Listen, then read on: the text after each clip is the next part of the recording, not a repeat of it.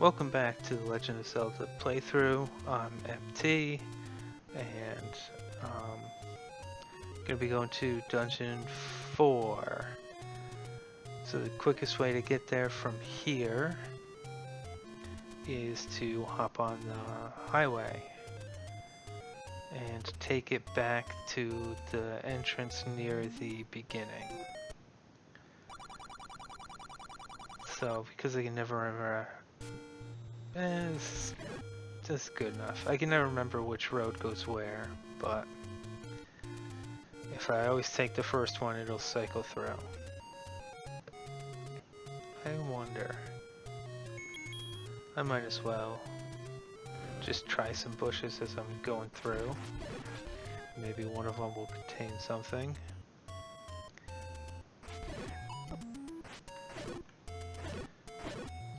Oi.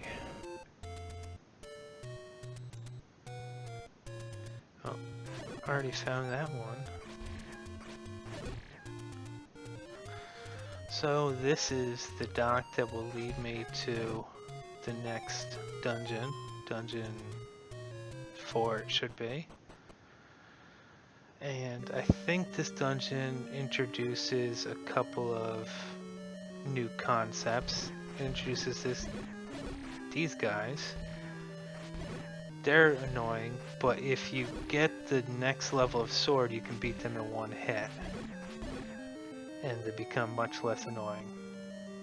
It also introduces darkness, I believe. There will be rooms that will go black like this, and you can't see any of the obstacles in them, but if you use your candle, it'll show you what's what.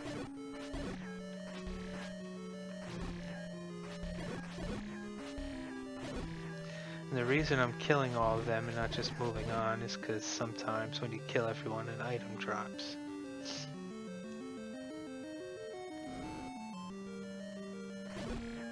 These guys are great. Wish all the dungeons had these guys. Just love them. More hoppy dudes. So those little static balls floating around, if you get hit by one, I can't cross the moat. If you get hit by one, you can't use your sword for a little bit. So they can be quite annoying.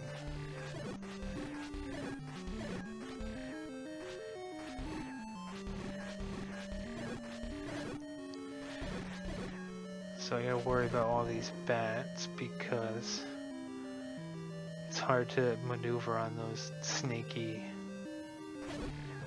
Those guys, those little tube things.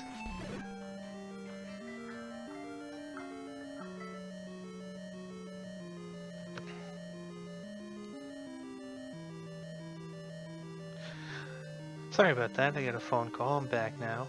These little tube things on the map, they're annoying because if they catch you, they kind of eat you. And if they eat you, they take your big shield and it's gone. And you gotta watch out in this room because if you get hit by those static balls, then you won't be able to hit them with your sword and get away. This is the ladder. It's one of the other exploration items. It can also lead me to a heart container as well as being required for every dungeon after this one. Because every other dungeon after this one except for dungeon 8 has moats that you need to cross.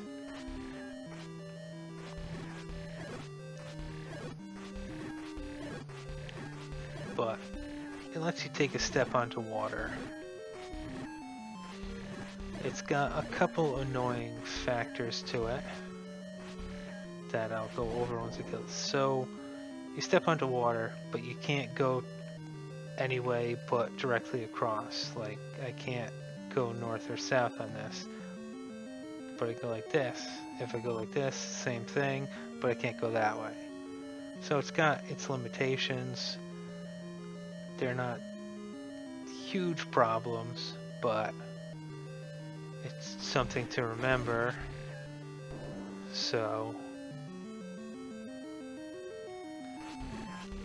I am not a fan of these things when I cannot kill them in one hit.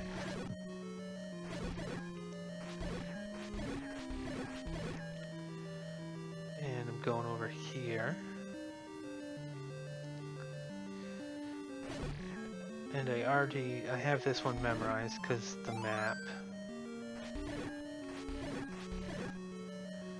So, I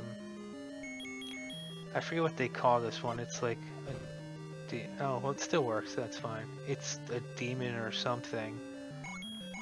A little secret.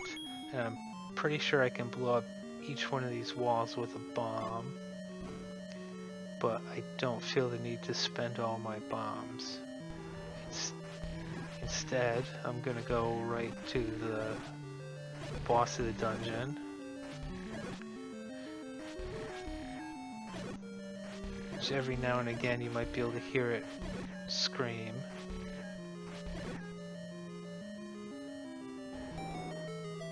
Well, it screamed for a second. There it goes. So when you're next to the room that's got the boss in it, it'll do one of them scream things. It should be a two-headed dragon. So because I've got the stronger sword, it shouldn't be that tough. Just gonna use all the extra hearts I got to get in there and really just stab it up.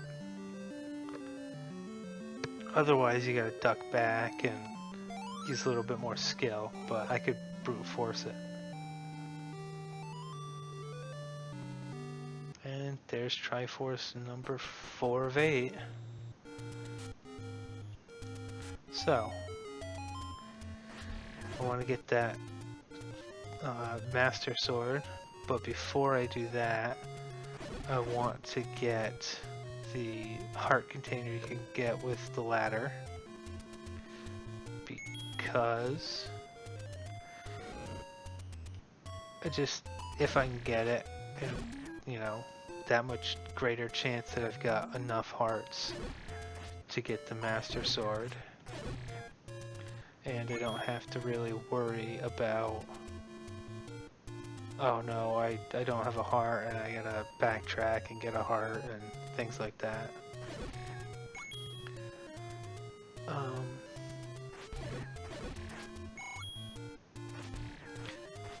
I don't really think it's worth taking the highway, actually.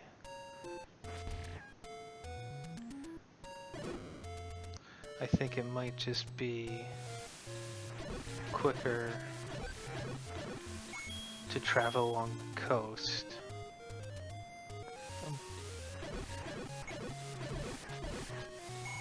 One of these things here you can blow up, but I'm pretty sure the guy just says pay me for the door repair.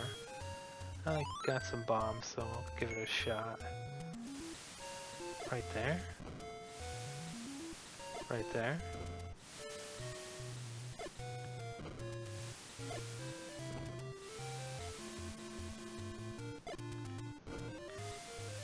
Yeah, well, maybe it's this one.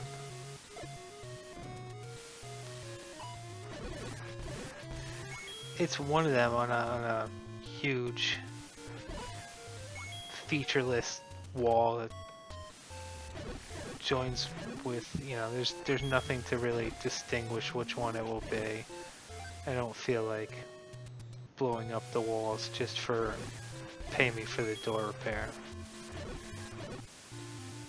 This is the heart that you get by the ladder, and I'm gonna keep going north because this is the quickest way to the Hyrule Highway, which is where I want to get to so that I can get to the graveyard and get that Master Sword.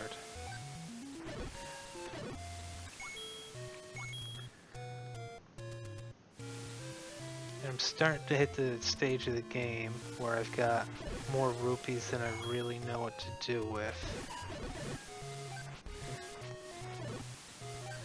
I could spend some of them buying some arrows. I don't really have to buy any potions at the moment, though that's a huge source for later in the game, because that becomes one of your biggest expenditures. And then every time you shoot an arrow from your bow, I believe it costs a rupee. And not really... It's not any stronger than what I got at the moment, so... no reason to use the bow as opposed to just throwing a sword. And there we go. I have the strongest sword. So it should kill that ghost guy in like 2 hits. Whoops, I just gotta remember. There we go. If you forget which ghost it is, then you're in a heap of trouble because they just keep coming. And I think I'm right next to Dungeon 5 at the moment, actually. I can kill them in 1 hit now. They used to take 2. This might be Dungeon 5. You know, it might also be Dungeon 6. Level 6. I don't think that I need anything special to beat this dungeon, so next time I'll give it a shot. Till then, have a great day.